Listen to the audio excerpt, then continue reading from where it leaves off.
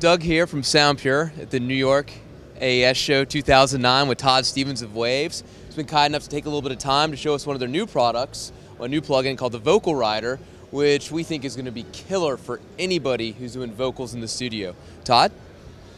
All right, so Vocal Rider was designed to minimize and really cut down that initial pass of automation that you had for a vocal track that usually takes just, never mind how many hours, but it's just a really annoying time. So instead of sitting there and writing a fader the whole time, we're going to allow you to insert a plugin to do the initial pass for you and hopefully get it about 70–80% of the way there. So quick setup, I have inserted this on my vocal track, and the next important step is making sure that I bust every other piece of my mix to the key input of the Vocal Rider, because if my mix is changing, I want my Vocal Rider to go along with it. It's a necessary step.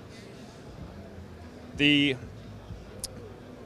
vocal volume will be displayed here, and this target setting is really showing me, am I now changing my average volume down or up? It's a very basic setting, but now I can have my vocal more forward in the mix, or I can pull it back in the mix.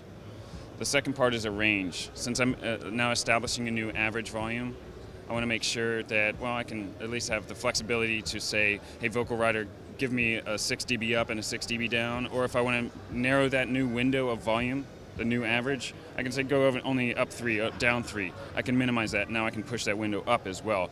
It's dynamics control, but we're not a dynamics-based plugin. It's simply writing volume automation for you. So let's take a quick look.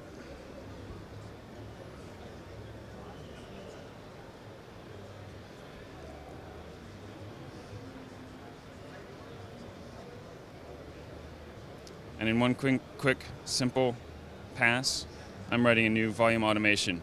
It's not writing automation to my Pro Tools volume in this case, or your DAW volume. It will be writing a new automation path just for Vocal Rider, just because of the resolution of the plugin.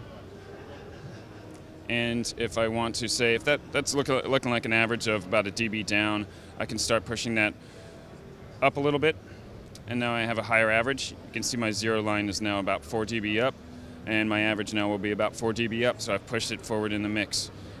One simple pass of this, and then maybe go back and do some fine tuning, and it's going to save a lot of time in your mix. Whether or not you're doing music or in VO work, it's going to save a lot of broadcast guys some time as well, because it's one simple pass. So that's Vocal Rider.